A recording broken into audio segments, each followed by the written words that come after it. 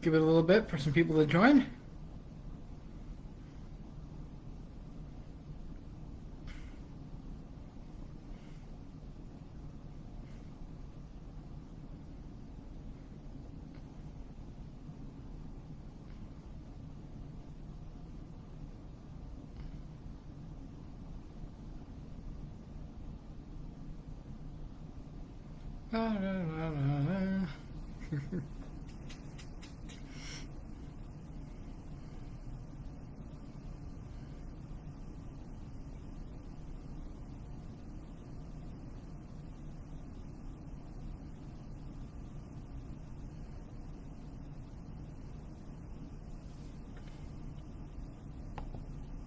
Hey Amy, how are you? Can you hear me okay?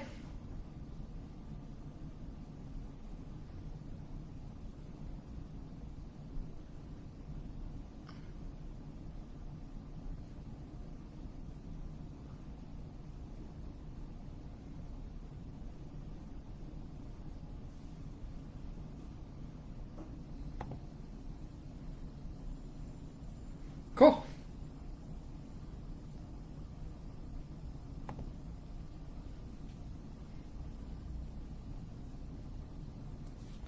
That's strange. The insights say I have 5 viewers, but live is showing 0. That's weird. Hi Angela, how are you?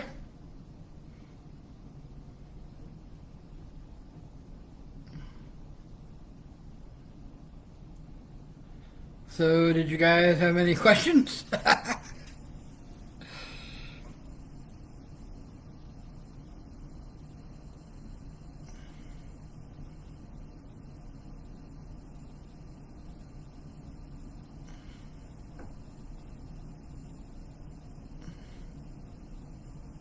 Doing well, thanks.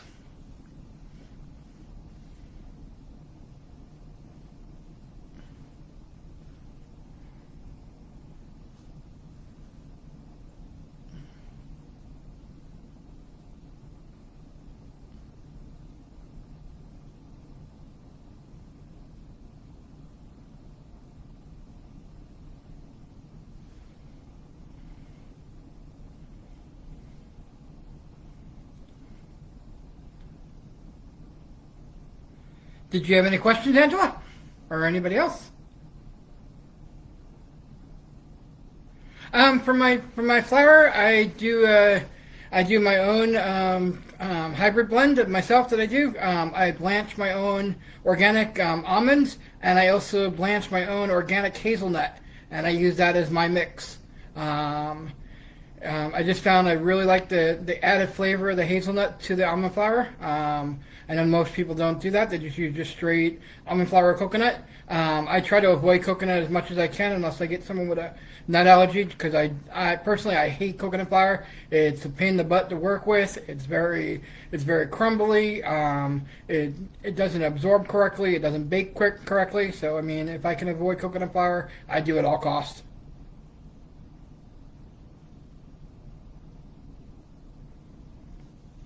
Um, for royal icing, I don't. Yeah, I haven't found anything that works really well for royal icing as well. Frosting is very, very weird with keto because it doesn't really bond up like the traditional frostings do. Everything I use for my frosting is all buttercream. I use Kerrygold butter, and then I use monk fruit and a little bit of heavy whipping cream.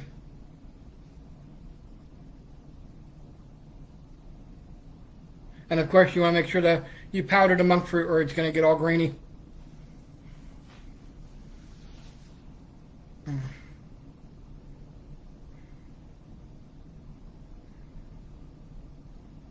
Yeah, definitely coconut flour is definitely avoidable if you can. Some people like to cook with it, but that's them. Sure thing.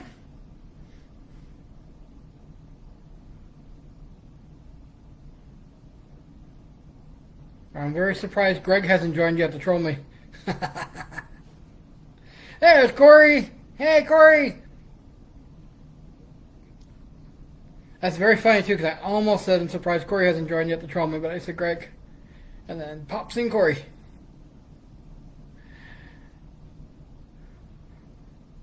Did you have any other questions, Angela or Amy or anybody else here who hasn't spoke up?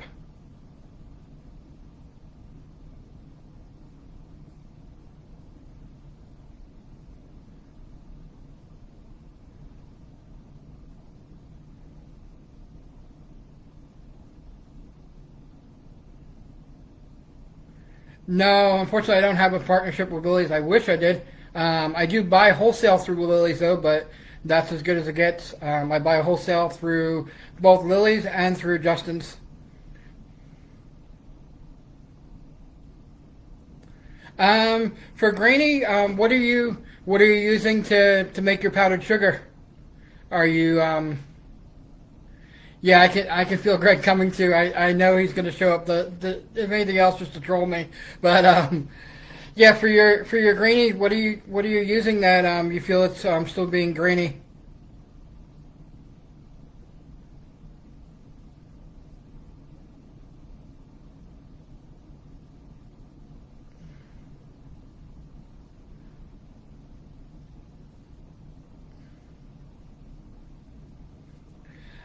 My best selling keto would probably be my Lily's milk chocolate chocolate chip cookies, and then also I do a couple brunch type boozy treats, and that one that does really well there is my Irish Car Bomb brownie, which is a Dutch chocolate brownie infused with Guinness. And then I make a buttercream frosting where I add Bailey's Irish Cream and Jameson whiskey as well. Hi, Sabrina. And both those do really well. Pretty much, I don't really think there's anything that really hasn't really sold much. Basically, anything I make basically sells. Whether it just be it's a favorite or just people love trying new things, and when I bring out a new thing, people get excited for it. That's a really good question, Amy. Actually, last a little over a year ago, I also do a hockey podcast, and I was traveling in my van after I lost my job with Comcast for over 12 years. I decided I kind of wanted to work more on my hockey podcast, and I was building a good following. So I found out about a thing called van life, and I thought that'd be really cool to travel the country in a van and do my podcast in person. So I talked to some of the teams and some of the players that I do my stuff with, and everyone loved the idea. So I bought a Ford E350 van, and I converted it into basically a home on wheels. I had solar panels. I had a whole living area, bathroom, everything I built all in, and I traveled for about 18 months going through different stadiums across the country. And coming here through Texas, I was out in El Paso, and coming back this way towards Midland to go to Dallas, I had to come through some big mountains. And when I did, I blew my engine out. I got to the top of the mountain, everything sounded fine again after the grind. And then I got about 30 miles out of here, what's called Midland, Texas, and all of a sudden it started making a really bad noise again, and I just couldn't really, just accelerate. I was on I-20 doing about 15 miles an hour and couldn't get up above that. So I found Midland, which was a bigger city of 100,000 people, and I went in the Target, got some engine honey, climbed in the back for the night after I put it in, and next morning I went to start the van and it wouldn't start. So I found a mobile mechanic on Facebook, and they came out and looked at it and told me, well, we have some bad news and some worse news for you. I said, well, what's the bad news? And they said, well, your top cylinder is completely blown out. And I said, well, what's the bad news? Worse than that. He said, well, your bottom too. So I lost a complete engine. So so then I was basically stranded in a town where I knew nobody. I'm from New York City originally, so I was in Texas for a few months when this happened already. So I started really liking Texas, and so I started doing odd jobs. And 2 weeks later, COVID hit. So basically, I was stranded here. Then our town went into lockdown, and hockey basically went to an end everywhere, and we got our first stimulus check. So I decided on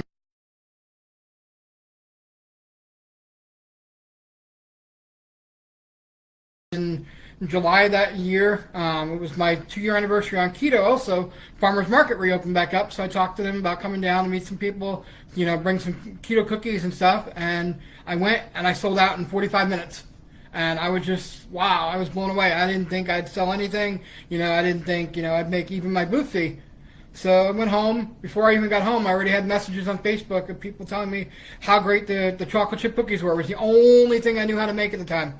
And basically, people were asking me, can you bring them again next week? I'll pay you now. And I was like, wow, you want to pay me to make you cookies? Okay, sure. So, and then the next week, I made the few pre-orders that I had, plus I baked double what I made the week before, and it was gone in an hour. So I knew I was onto something, and I just started doing farmers market all the time, and I was still doing part-time job work and that sort of stuff. I'm freelance doing IT. And then in November of last year, I just decided I had the customer base that I walked away from my freelance IT stuff and started focusing on it full time, and here I am. Okay, I babbled way too much about that, so let me scroll back and see about the questions we have. Yeah, definitely. The podcast and your site itself. I mean, this group is amazing, Corey. I mean, I owe so much to you and Heather both. I've raised my prices twice now. I've learned so much. I've learned to basically tell a customer no instead of just, saying, yeah, sure, I'll do it just to get the customer. Where now it's like, no, it's this way or I can't do it. I'm sorry. And, and most of the people are like, okay, and they do it anyway. So, let's see. Hi, Cynthia. Team No Beads in the house. Definitely. Arizona. Cool. Let's see. What substitutions do you make to be keto friendly? Good question. Basically, there's two kinds of keto. Well, really three kinds. There's what you call dirty, lazy keto, where it's kind of, you use processed crap and, you use, you're not really picky on your sweeteners and, organic type stuff. Then there's what's called clean keto, which is what I do. And that's everything is, basically everything is 100% gluten free. You use better quality natural sweeteners. You don't do any kind of artificial type stuff, no processed food, anything like that. And basically, clean keto, you don't really macro, even though you're kind of hardcore about it. You just kind of watch your net carbs and watch your fat intake, and that's about it. And then there's pretty much hardcore keto, where that's the people that are into all the macros and they do all their kind of testing and all that. So basically, to get back to substitutions, basically based on what kind of keto you want to do. For me, for instance, all my baked goods, I use almond flour along with, as I was telling Amy, I'm sorry, I totally went blank on your name. That actually, unlike most keto bakers, I also add a little bit of hazelnut into my flour too. That gives it a little more brownness and a little more flavor that most keto bakers don't get because they just use straight almond flour. You could also use coconut flour, but that's for me, for sweeteners, I try to always use monk fruit when I can. A lot of people use stevia, but stevia to me and a lot of people have a bitter aftertaste that monk fruit doesn't have, and it's much sweeter. So basically, your main substitutions are for make something keto friendly is you want to make sure you're using a no carb flour and a good natural sweetener rather than like something like cane sugar. Yeah, coolest 18 months ever that was. Definitely. Do you offer keto products in smaller packages since it's typically one person in a household? I do. Most of my cookies sell in half dozen packages. That seemed to do the wellest. I did some singles for a while, but I just decided it wasn't really worth it to me to sell singles because one, when you don't have any singles, people are going to buy the half dozen because they want it. And the singles, you just don't make as much money off it because you're paying for every individual package. If you're selling somewhere like a farmer's market, you got to have a label on it with all your cottage bakery, jibber that you got to put on it, that this is made in a home kitchen and your ingredients and the name and all that. So, I mean, it's just not worth printing up all those stickers and all those packages just for, to sell a single cookie where, I could have the same label and then just one package, one box of 6 cookies, and you make overall more money on it. So my desserts, I do a lot of individuals, but I charge more for those too. Where a half dozen cookies, I charge $15. Where something like a strawberry shortcake or a brownie or something like that comes in an individual 4x4 square, I charge $10 just for one.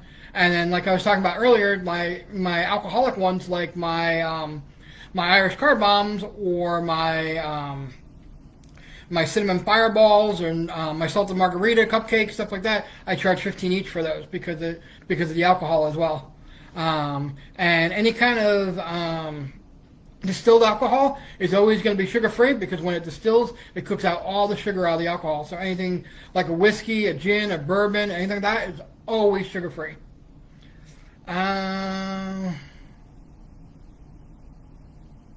you ever go to the gyms, the market? Actually, before I opened my storefront, I was doing a weekly Monday night pop-up at our Crunch gym, and that was going really well. But just having my shop now, I don't really do my pop-ups other than just my farmer's market because that's my biggest one. But Crunch, I was doing there every Monday night. And that was doing really well, and they actually used to advertise me on all the screens, where you watch stuff when you're working out and all that I was there every Monday, and that worked really well. And every Saturday afternoon, I used to do a pop-up outside of my butcher shop where I buy all my grass-fed meat from all the time, and that was really good as well. Is our customer base mostly female or female? Actually, ironically, it is mostly female. I did using all my statistics based on both Facebook followers and the statistics that Square gives me, because I use Square for everything for my checkout. Basically, it is all female, mostly female. I'd say probably about 80%, so it's a little less female-male ratio than Sugar Market Cookie Group.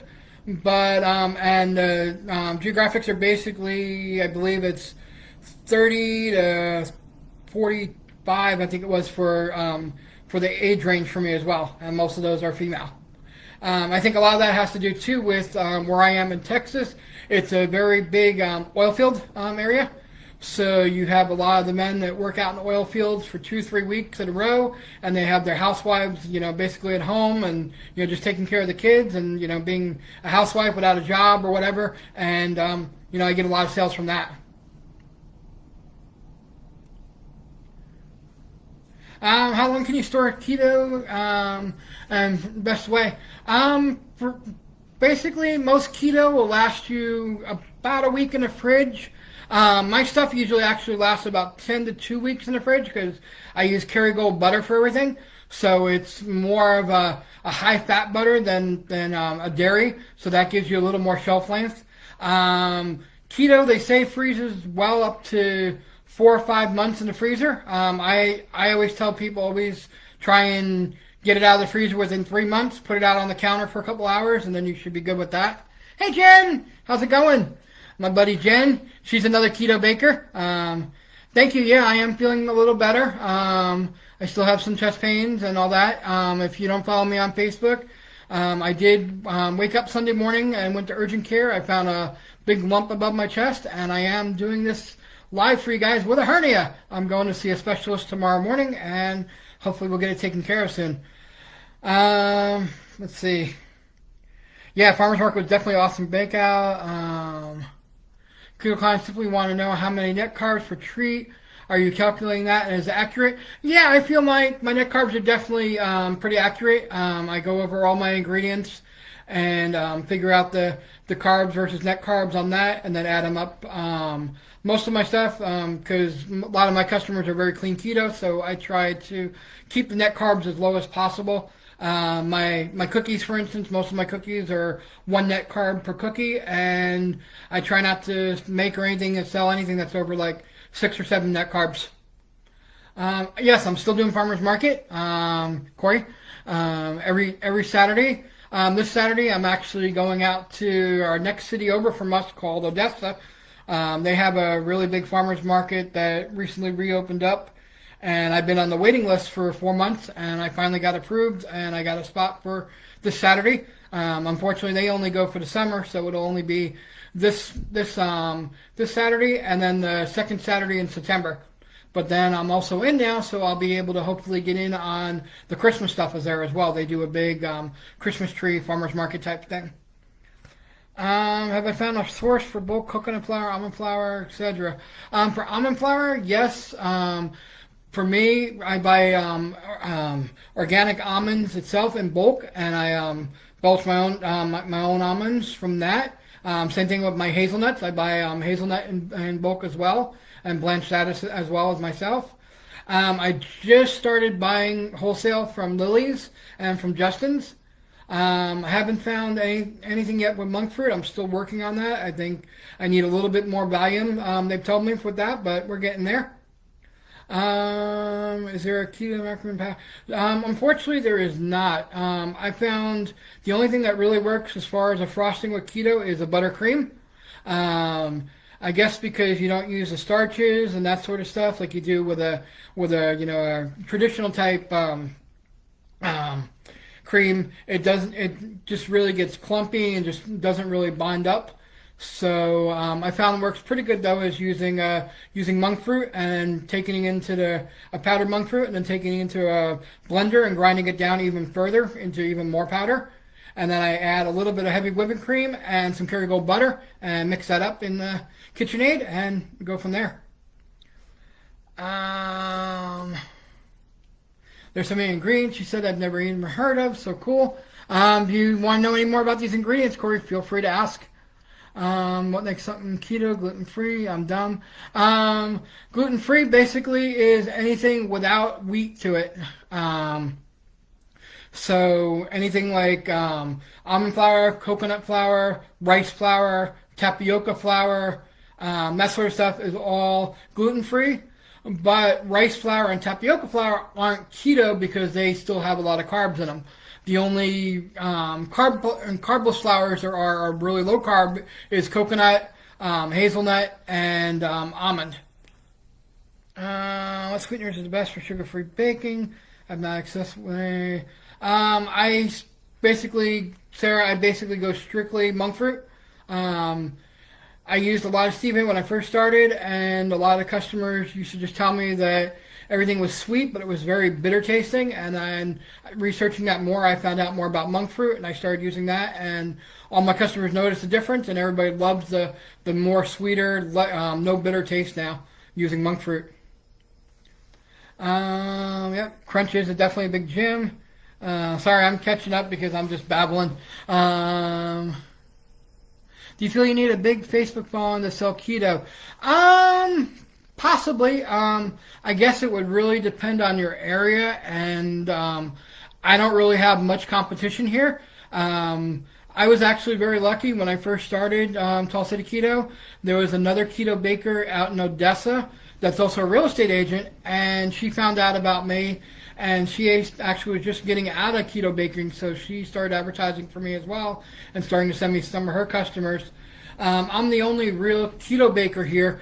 We have two other sugar bakeries here that do some keto stuff, but I'm the only one in the entire area, probably within a 40-mile radius even, that is strictly keto, gluten-free, and sugar-free, where my kitchen, I boast that I have, no risk of any cross-contamination whatsoever, because my kitchen here at my bakery, which is in my background, the curtains back there, that's the kitchen. I have a really cool setup. I love. One of my big customers is actually the owner in the front. She has a house, and this here is actually a garage converted into an apartment. And I don't live here. I live in a different apartment, and I use the whole living area for my storefront, and then I have my kitchen back there that I bake from. So basically, I'm still cottage kitchen, so to speak, but with a storefront. So I don't really have all the big overhead yet that I'm working to save to get a big commercial oven and refrigerator and all that to actually open a brick and mortar, which is my next big step. Oh, sorry, going back to Facebook following. Sorry, I totally derailed that question. I don't know. I think probably. The more I grow on Facebook, and now I've been getting into Instagram the last few months, and I've grown to about 500 followers on Instagram since April, and that seems to be doing really well as well.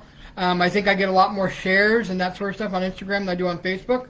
I think the biggest key to success with any business really on Facebook is to have a private group. It makes your customers feel like they're special. They want to join the group. But being private, they can't see what's going on in there, and they see all these people joining, so they want to join and see what's going on. And I think it's just a great way for everyone to see what's happening, and basically, especially with algorithms now of Facebook and posts getting lost, and it's definitely you need other things. Also, as of recently, I joined Nextdoor, and I've actually have a group on there now too. And I've been sponsoring for $25 a month. I sponsor my zip code in my shop area, and I've been getting more and more customers as well coming in and telling me that they saw me on the Nextdoor app. So that's been really cool and a great investment. I think over the last month I've gotten more traffic from Nextdoor than I have from any other social media outlet. Thank you, Corey. Yeah, I'm trying to heal. I'm here. So like I said, I see the specialist tomorrow, so hopefully things will go well. Hopefully it'll turn out that I won't need surgery, that they said there is a possibility based on what the surgeon can tell that I might need just physical therapy. So that would be great. I don't ship yet, Cynthia, but I'm actually getting ready to ship in the next few weeks. I'm building a full store now on Square, and I just tied in with DoorDash and Uber Eats as well as with another local company here that only delivers in Texas called Favor. And I just got on board with them too as well. I'm waiting for my store to open with them, and then I'll be doing deliveries, and then I'll also start offering nationwide shipping through Square as well. What made me choose keto as my niche? Basically because I'm on keto myself. I've been on keto as of 3 years of July. I know I'm still kind of chubby. I got a ways to go, but I've actually lost 115 pounds on keto. I used to be over 370 pounds from working in IT for 23 years and basically drinking 3 or 4 2-liter bottles of Mountain Dew a day, working 12, 14-hour shifts. So basically I went for a physical 3 years ago, and my doctor basically didn't sugarcoat anything and told me I basically had about 6 months to go. And I have a granddaughter I thought of, and I said, nope, this is the day I changed my life. And I reached out to a few professional hockey players I know that are all on keto, and one of them basically started mentoring me, and here I am. I'm still alive 3 years later, down over 110 pounds. I'm feeling great. Probably the best I've felt in my life for, since my 20s. So basically, the keto niche chose me. Like I said, I took some cookies to farmer's market. I sold out, and it was just history from there. Excellent. Awesome setup. Thank you. Glad you liked my setup. Instagram's been great. And like I said, Corey, I've learned so much just from you and Heather too, both for marketing and for social media. And then there's a few people I've been following on Instagram as well that's really helped. I should plug one person because they always have great tips. Let me grab my Instagram real quick, and that's Brock 12 Johnson. If you guys have not followed him, I recommend following him. He gives a lot of free tips on improving on Instagram, and even just starting to follow some of his tips, my Instagram has been growing as well. Yeah, thank you, Corey. And thank you, Sarah. Rewarding, congratulations. Yep. Yeah, I'm glad I'm here too. Did I miss anybody? I'm sorry if I did. If I did, please go ahead and ask your question again. Or if anybody has any new questions or comments or ideas or...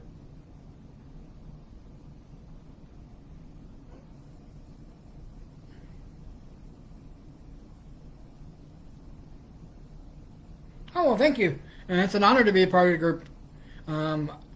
Honestly, this is my first group I always go to first, besides my own, to look at things. And like I said, I've learned so much from you and Heather both.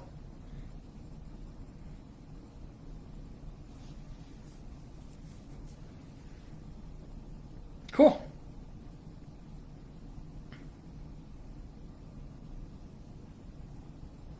Yeah, the big thing I've learned from him recently too is for your hashtags, don't put it in your initial post. Let it post, then go ahead and comment and put all your hashtags up to 15 hashtags. He said in your first comment, and I've been doing that, and it actually seems to be working better for me too.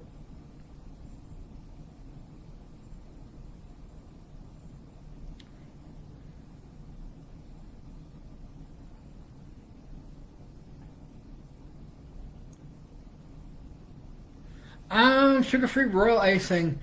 Um, like I said, I don't really think royal icing exists. I've tried making it myself, and I've had no success with it. It just clumps and gets all messy. The only thing I've been able to pipe at all, and it's even hard to pipe, is buttercream frosting, where basically I make some powdered fruit, monk fruit, and then I put it in a blender and make it even more powder, and then I put it into my KitchenAid mixer with some Kerrygold butter, and a little bit of heavy whipping cream, and make a buttercream from that.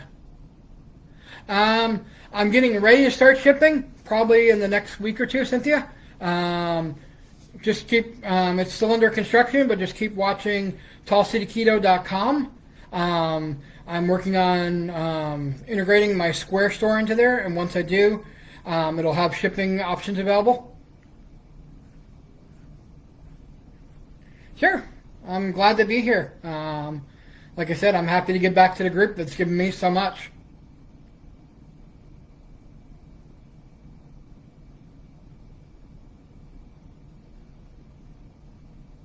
Oh, that's right. I did show you it, didn't I, Amy?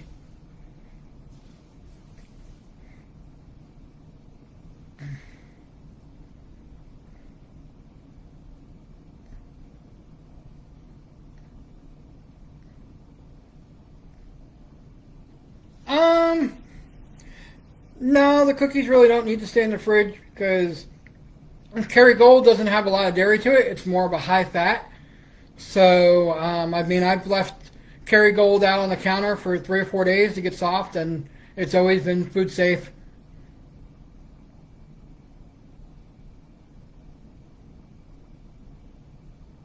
Um, Good question on that. If someone comments before you, does your hashtag comment appear lower than theirs?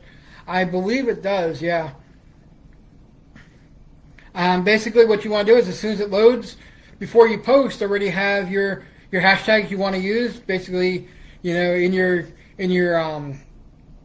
clipboard, and as soon as it posts, click on comment and paste it. I use mostly monk fruit only. Very few things. I'll use a little bit of a swerve convectioner as well if I'm trying to get a really, really thick powdered sugar, but mostly I use strictly monk fruit. The only time I ever use stevia is using Lily's chips because Lily sweetens with stevia. I'm not a big fan of stevia. I'm one of these people that there's some people that can and some people can't, but I am one of those people that actually can taste the bitter aftertaste in stevia. So basically everything I make, basically I make it for myself the way I like it, and I sell it, and it's always sold. So basically for my sweeteners and my almond flour and all that, I make it the way I want it, and everyone seems to enjoy it. Hey, Heather, there you are.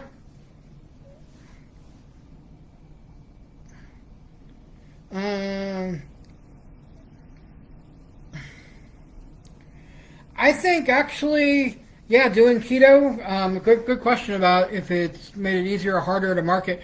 I think it's made it easier to market because I'm one of the only. Well, I'm the only full keto baker here in probably 50 to 60 miles, and then there's two other bakeries. One has a brick and mortar, and the other is basically works out of a house, kind of like I do, and has a storefront in their house as well, just like me. But they do mostly sugar stuff, and the brick and mortar does keto 1 day a week, and the other sugar baker that works out of her home, she does one keto item differently each day of the week. Where me, people come in, and I always have at least 10 to 12 different keto items available at the minimum. And I also boast that that my kitchen is 100% gluten and sugar free because I don't do any kind of sugar cookies or anything like that. So I think, as well as the keto market, I think that's really helped me nail down both the gluten-free market and the diabetic market as well, because of anyone suffering from celiac or just general gluten intolerance. They know there's not going to be any kind of risk of cross-contamination from my kitchen. And then same thing with diabetics, they don't have to worry about any kind of sugar cross-contamination as well. And then I also offer dairy-free and nut-free stuff, where I do use coconut flour. What I do with that is I have a separate set of mixing cups. I have a separate KitchenAid, went totally blank on it, mixing bowl, all the tools, all that I keep separately. One that's completely dairy-free and one that's nut-free. And what I do is basically, if I have a nut-free order or a dairy-free order, that's the first thing I do in the morning. Everything's nice and clean. Don't have to worry about any kind of cross-contamination from my prep table or anything like that, even, because it's the first thing I'm making in the morning after I do a nice sterilization at the end of the night. Square. The DoorDash is actually, there's no commission really. What it is using DoorDash through Square, it's a flat fee of $7 per order. And then also your processing fees through Square, whatever you're doing. I think I'm something like 2.4% and 67 cents a transaction or something like that. So, and what you do is you actually have an option where you can actually use your own delivery service too, where it's $1.50 per order, or you could pay the $6 per order, or $7, I think it's $6, to use DoorDash, or to use Uber Eats, or Postmates if they're in the area, or you can also choose to use whatever's first available. What can a person do to offset and hide the egg taste that comes with keto baking? I'm not sure what you mean by that, Sarah. I don't really taste the big egg taste to my keto stuff. Maybe brown eggs. Maybe that's why, because I use all range-free organic brown eggs for all my eggs. I also use a lot less eggs than a regular sugar recipe calls for. Like my cookies, for every 4 dozen, I only use 3 eggs in it, where I know a lot of your sugar type stuff uses a lot more eggs. So that could be why. Maybe try just cutting down your egg content and seeing how your cookies come out. Other than that, like I said, try brown eggs. Definitely organic. Organic taste will always, excuse me. You get what you pay for. So, organic brown eggs are always going to be a little more in money. But, of course, as you know from sugar cookie marketing, just add it into your price. Let's see. Thank you. Any nut-free products? Yes, I do, Julie. I do nut-free products, as I think we just talked about. If you missed that, Julie, let me know and we can go over that again. Do I play hockey? I do. I still play beer league once in a while, not that much anymore. I played hockey basically all my life since I was 4 years old. I played hockey through high school. I was on the all-city team for both my junior and senior year. And my junior year was actually the captain for Staten Island, where I grew up in New York City. I went through college playing hockey. I had a scholarship to Columbia University for my bachelor's, and to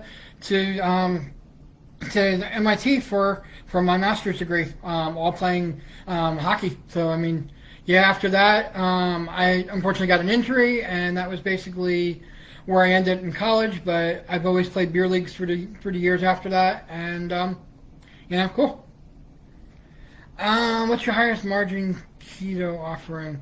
What do you mean by highest margin, Heather? I'm not sure what you mean by that. Yeah, niches have niches, definitely.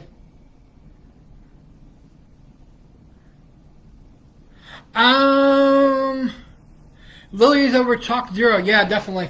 I think Chalk Zero uses way too much sweetener in theirs, and it's got a really bad bitter taste. I recently got a call from a chocolate company in New Jersey. The name escapes me. The delivery hasn't come yet, but they're actually doing a new chip to compete with Lily's, and they promised to send me some samples that I haven't gotten yet. So right now, I use Lily's for basically everything for both my chips, and I also use Lily's baking bars to make my drizzles.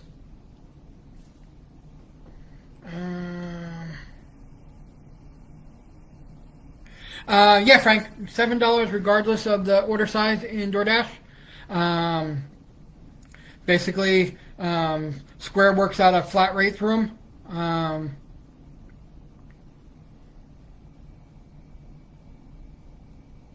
No, honey is not considered okay. Well, it's okay for keto. It's not really keto. I mean, you could use a very light, moderate of it, but even though honey is really good for you, it has a lot of natural sugars, so that's why it's not really that good for you for keto. You want to make sure it's not knocking you out of ketosis. I mean, if you want to use like maybe just like one maybe teaspoon in a cup of tea or something once like a week, I mean that would be okay. But beyond that, it's just like a lot of the fruits, same thing you want to avoid with keto because the same thing with natural sugars, bananas, oranges, apples, watermelon. For stuff like that with those kind of flavors, I use organic extract. I use a really good organic banana extract for all my banana nut muffins and for my banana bread and all that. And basically, you can't really tell the difference. I mean, it tastes like it's got bananas in it. Let's see. Most profit product. Like if you could only sell one product forever, which would it be? Wow, that's tough.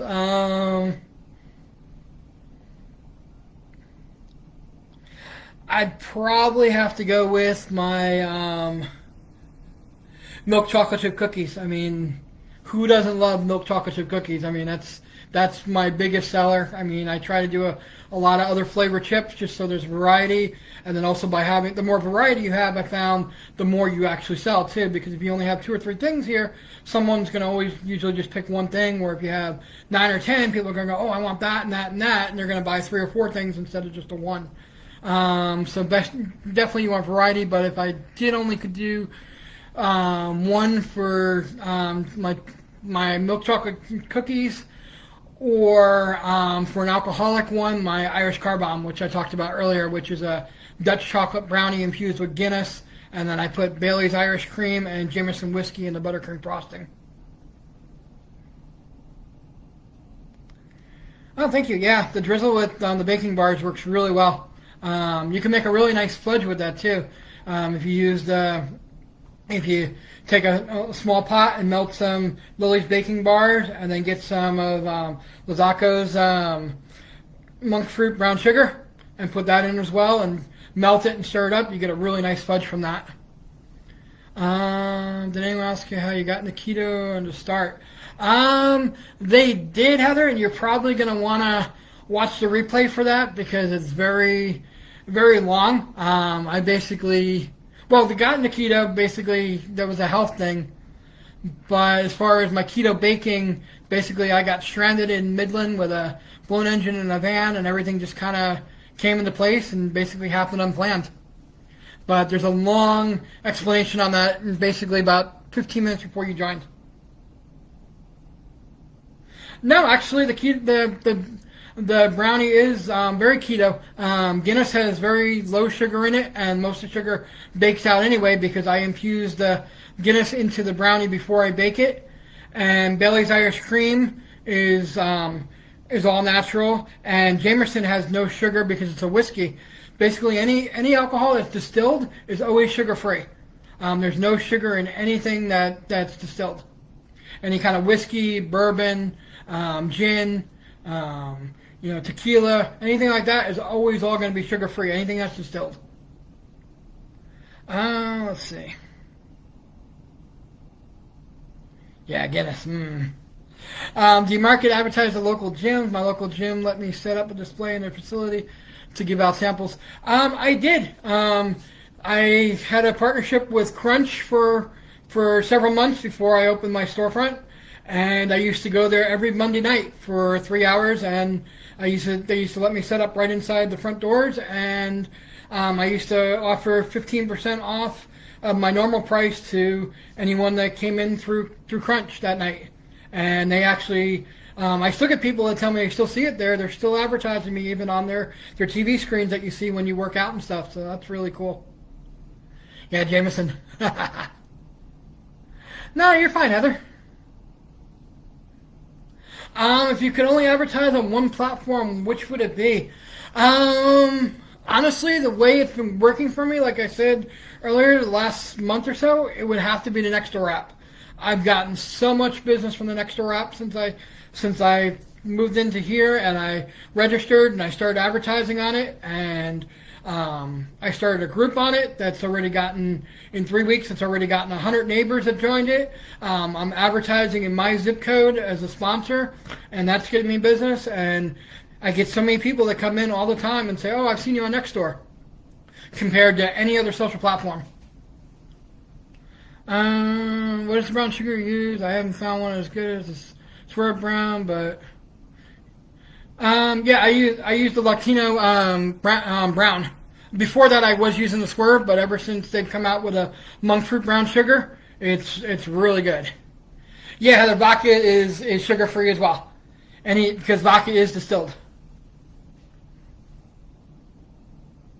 Yeah, it's for advertisement in Nextdoor. It's between $20 to $35 for my city, depending on the zip code. The more people that live in your what do they call it, the substation or something like that, is the more it costs. So if there's someone that, like my neighborhood only has, say, 800 people, so mine is $20. Where if I went to a bigger neighborhood that says, say they have, 1,500 people live in that neighborhood, it might be $25, $30, etc. Yeah, Nextdoor does have group now. Yep. You can make your own, and they also have a lot of groups you can join just based on special interest. I'm in a baking group on there. I'm on I live, like I said, in the city of Midland. I'm on in a city Midland small business group. I do. I like also, yeah. I like the brownness it gives. Some my chip cookies, I do add a little olives to it just because it gives that really nice brown texture to it. But I still mostly use monk fruit in my cookies with just a little bit of olives blend. I don't know if I'm pronouncing that right, but zip code neighborhood, yeah. Yeah, I think. Well, no. Sometimes it's a few neighborhoods in the same zip code. But yeah, you pay per zip code, and then it advertises you for all those neighborhoods in that zip code.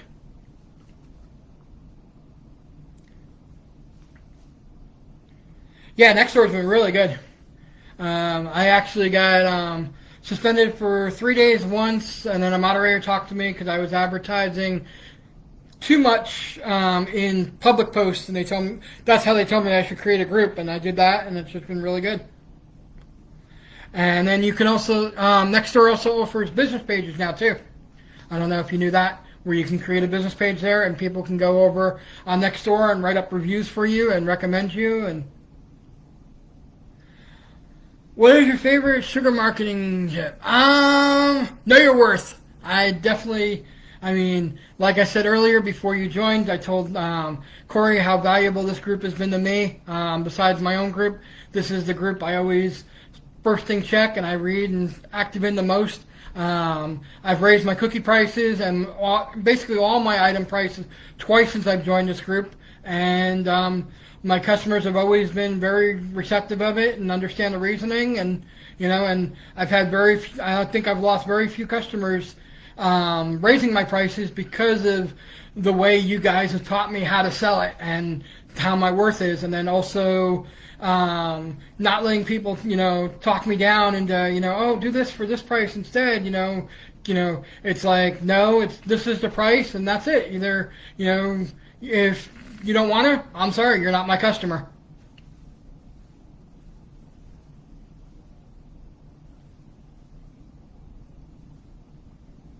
Yeah, my neighbors on next door be up in everyone's business. Yep, that's for sure.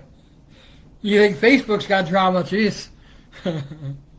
But I think I'm actually liking Nextdoor a lot too because it's all vetted. So I mean, it's a lot. Everyone's a real account. I mean, so I mean that kind of makes it nice too.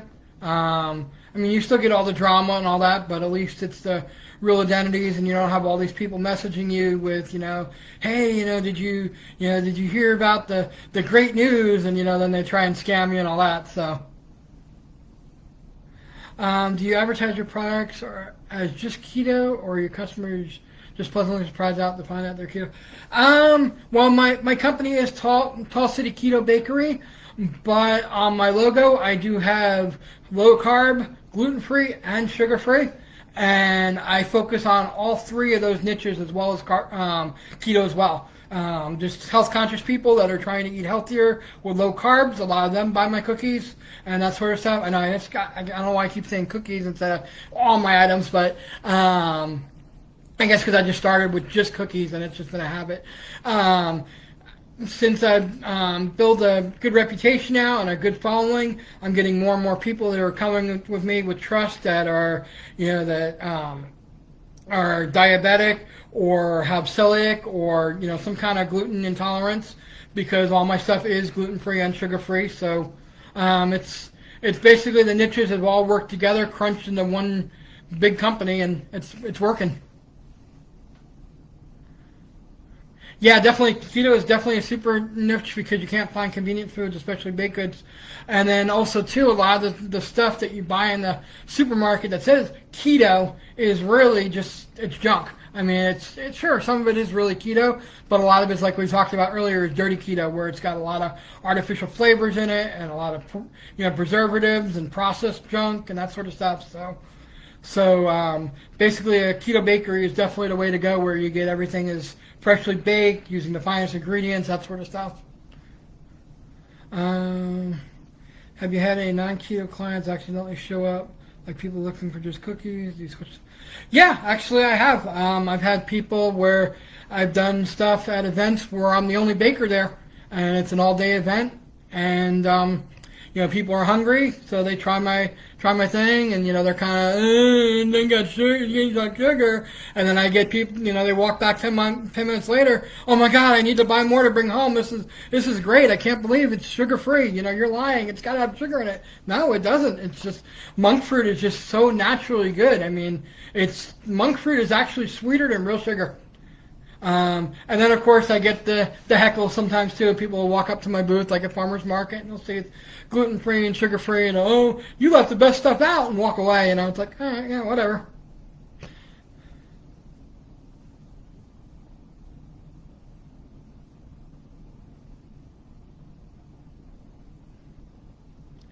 And if I missed anybody, I'm sorry. Please repeat your question.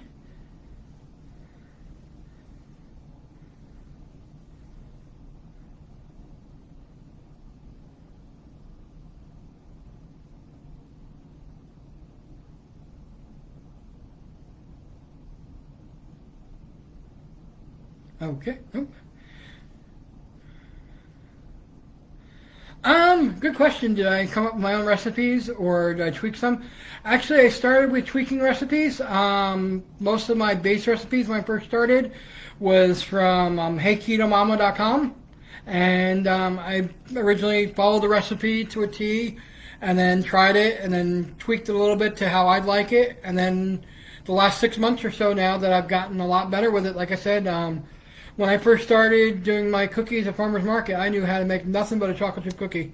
Once I got the experience and knowledge of doing it and just trial and error, now everything I do is 100% my own recipes.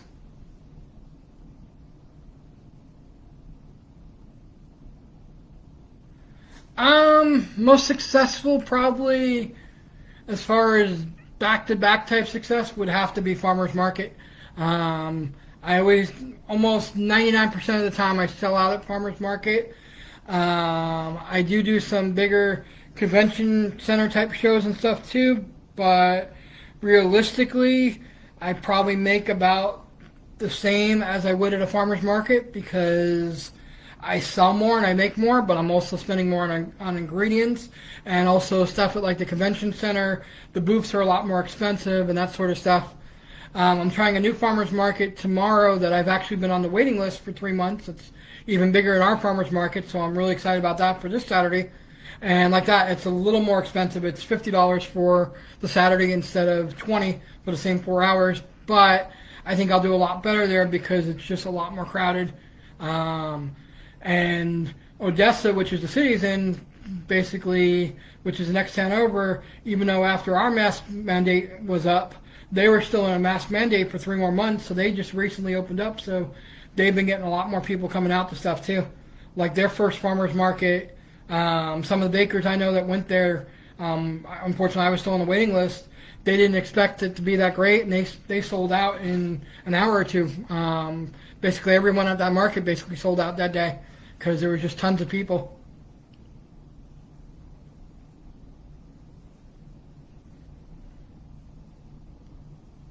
How does monk fruit sweetener compare to regular sugar when measuring it? Um, 1 to 1. It's about the same. Honestly, monk fruit, I think 1 to 1 is a little bit more sweeter than say cane sugar. If you're not a very sweet person, I would say I would go with probably maybe 3/4 of a cup monk fruit to 1 cup cane sugar to get about the same kind of sweetness. Of course, try 1 to 1 and see how that works for you. I mean, you might just be not realizing you love the extra sweetness. With keto, with baking especially, a lot of it is a lot of trial and error. Just trying things and a little more of an ingredient or a little less and see what works for your taste buds. I mean, everyone is different, and especially since you're using a lot of all natural stuff, it's going to be different for everybody. That's Saturday, Heather. But yeah, sure, I will definitely post a picture on Saturday. Do you find since your products are keto gluten sugar-free products that you're higher in price than traditional bacon? Oh, absolutely, yes. Do you try to be careful? No, actually, I don't really try to compare myself to the natural, the traditional type bakers at all. I just do my thing. I have my prices. Basically, I do a 200% markup of what it cost me to make it, and everything basically always sells out. I charge $15 for a half dozen of just drop chip cookies or peanut butter cookies or something like that, and I charge $10 to $15 for one brownie, 4x4 square, or a lemon bar. All those are 10, and then my alcoholic brownies and tarts and that sort of stuff I charge 15, and it always does well. I have very few people that look at the prices and walk away, and most of those are just people that don't understand the cost in healthy living type baking, where anyone who's already on keto and that sort of stuff knows the prices of the ingredients, so they know that it is expensive.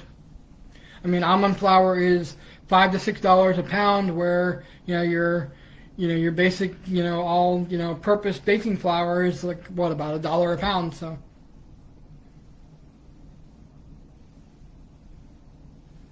I forgive you, Heather.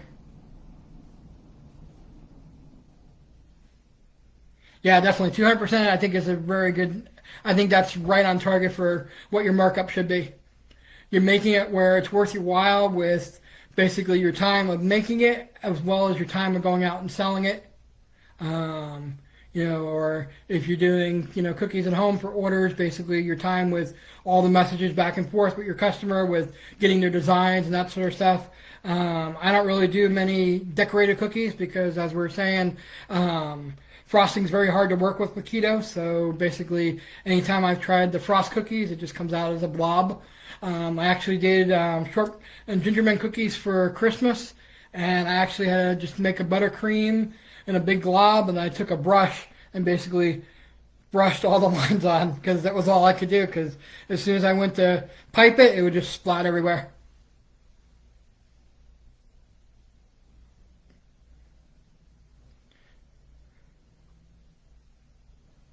Yep, fruit and healthy living is definitely expensive.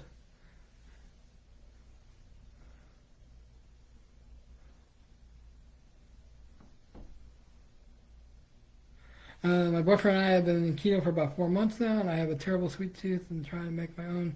There's way more time, product, and effort. Yeah, definitely.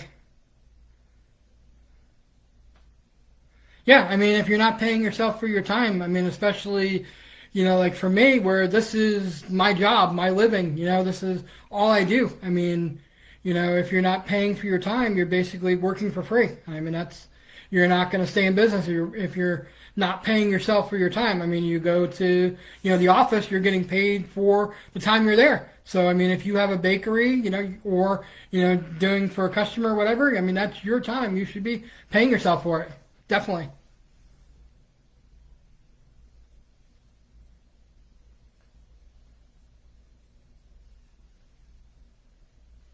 Globby cookies sound like me. So Corey's the piper in the family, huh, Heather?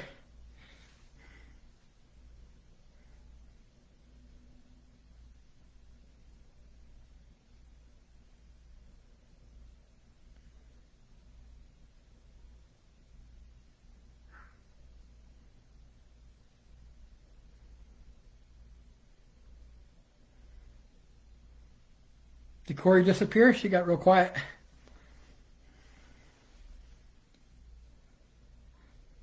Heather took over the computer.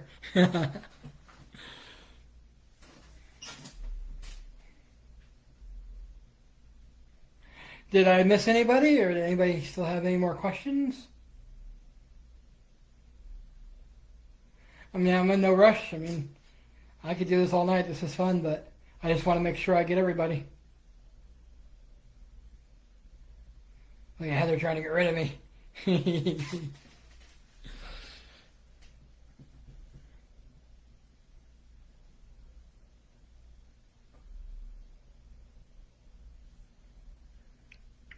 So do you do more of the marketing stuff, Heather?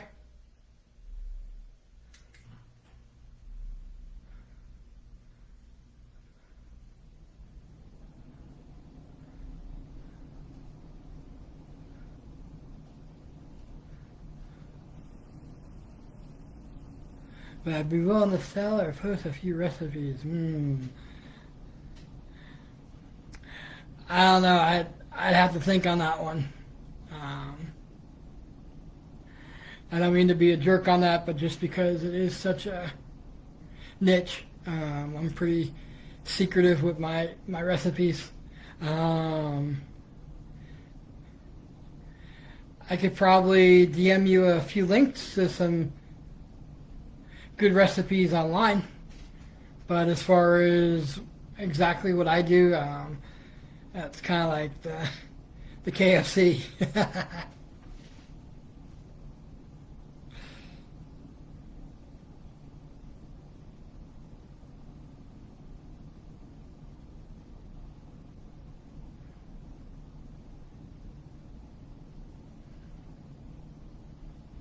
If you give us a tip, what would it be?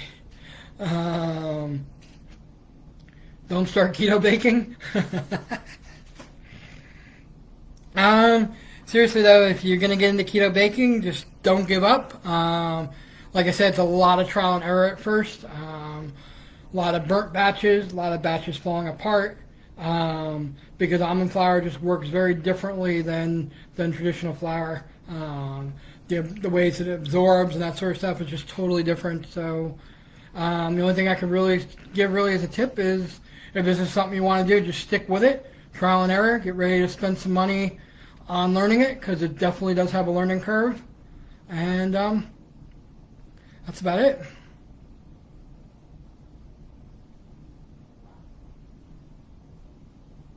Do I use the zucchini in my? For my baked goods, the only zucchini I use is for my zucchini bread. But a lot of my meals and for a while before I opened my shop, I was also doing some meal prep, and I was doing a lot of stuff with zucchini as far as zucchini boats and that sort of stuff, like a barbecue chicken in a zucchini boat, or a cheeseburger casserole in a zucchini boat, that sort of stuff.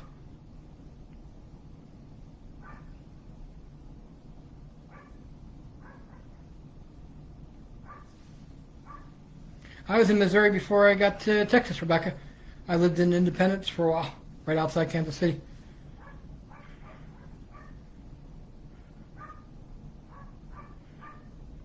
Can I post links to my pages so you can follow? Is that okay, Heather? I don't know what your guidelines are on that, on the lives of posting links or what.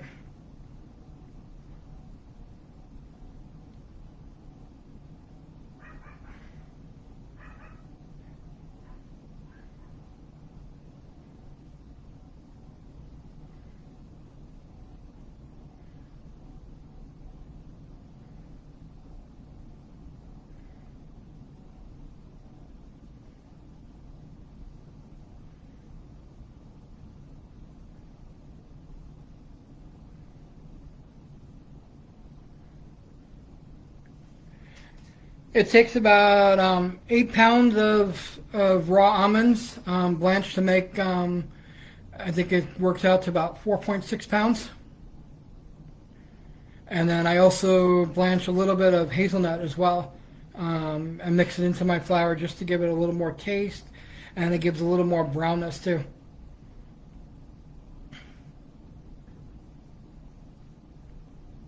I just use a food processor to do all my blanching.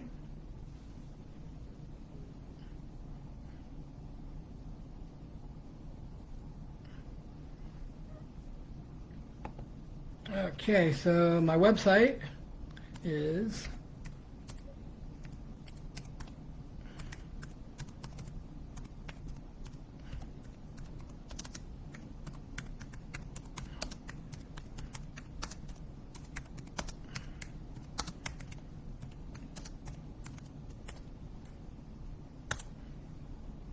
there is my website, and I will be starting nationwide shipping as well in 2 weeks. It's a mess right now. I basically took it all down and basically rebuilding it and getting ready to integrate it into Square as well for my shopping cart and for my ordering and all that. You can find me at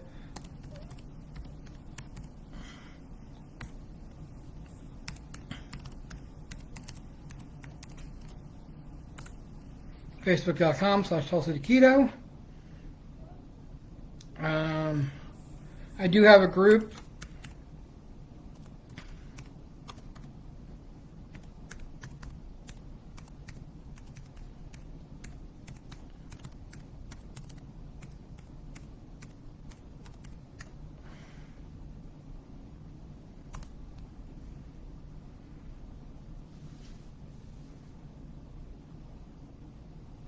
That's not it.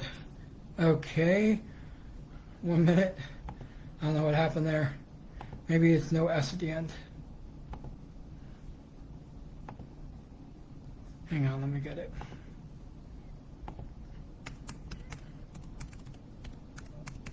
I open Facebook, another browser, and get the link.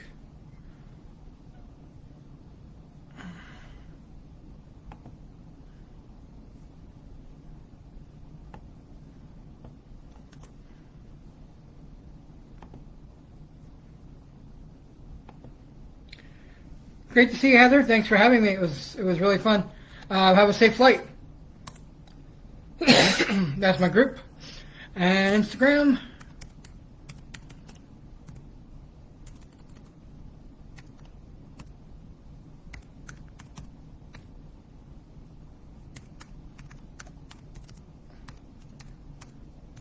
Yeah, when I came up with my name, I actually made sure first that I can get my name across all social medias and that a .com was available.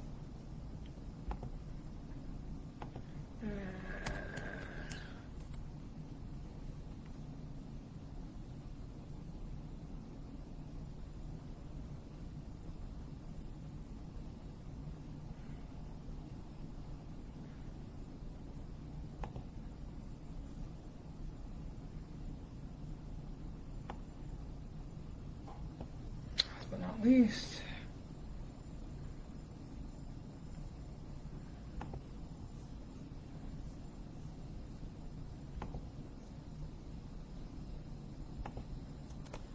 Here is my next door too, if anybody's on next door.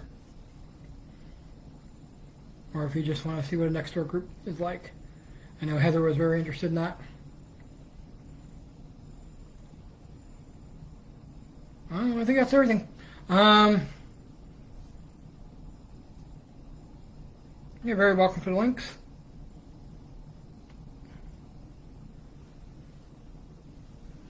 Sure.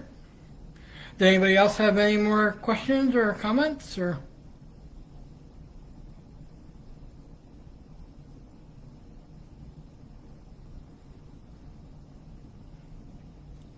Going once.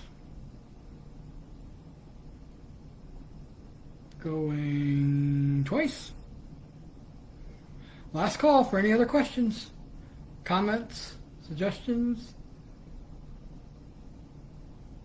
predictions for the winning lottery ticket. All